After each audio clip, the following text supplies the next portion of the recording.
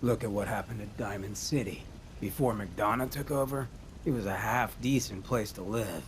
A little stricter than I usually go for, but not terrible. I thought he and I had a pretty happy childhood. But then he decides he's gonna try and get elected with his anti-ghoul crusade. Mankind for McDonough. Before you know it, you got families with kids lining up to drag folks they called neighbor out of their homes and throw them to the ruins.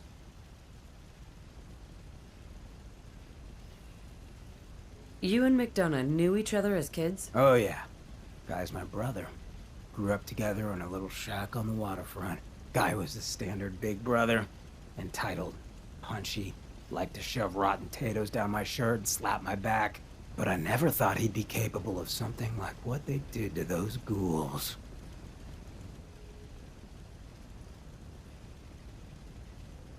Why did McDonough campaign against the ghouls? Because he thought he could win.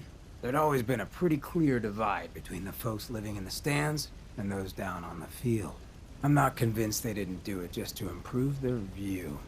I remember storming into his office above the stands after the inauguration speech. He was just standing there, staring out the window, watching as the city turned on the ghouls. He didn't even look at me. Just said, "I did it, John. It's finally mine." Should have killed him right there, but I don't think it would have changed anything. Instead, I pleaded with him, begged him to call it off. He said he couldn't. He had nothing against the ghouls. He was just carrying out the will of the people. And he couldn't betray the voters. And then he smiled. That hideous fucking mile-long smile. He never smiled like that when we were kids. I didn't even recognize him. Wait, what do you mean you didn't recognize him? I don't know. Just didn't seem like the guy I grew up with. When I'd first heard the rumors he'd been swapped for a synth, thinking back on that night, I thought it made a lot of sense. But now, I don't know. I don't think I buy it. I've seen him since then, and there's no way they copied him that perfectly. Even got his tight-ass walk. But at the time, I just needed to get the hell away from him.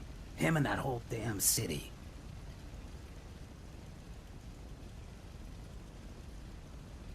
He murdered those ghouls. Him and that whole damn city. I still wasn't a ghoul at this point, so I didn't have to leave, but I couldn't bring myself to stay in that cesspool after that. I'd been sneaking off the Good Neighbor for years to get decent chems, so I knew the safe routes. I managed to track down a couple of the families, lead them there, but most couldn't get used to the Good Neighbor lifestyle.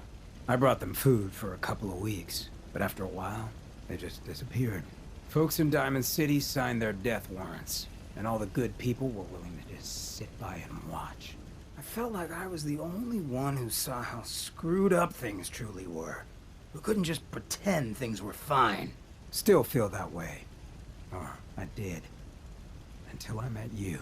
I know I run my mouth, but having someone who sees the world for what it is, and is willing to do something about it, it's meant a lot to me.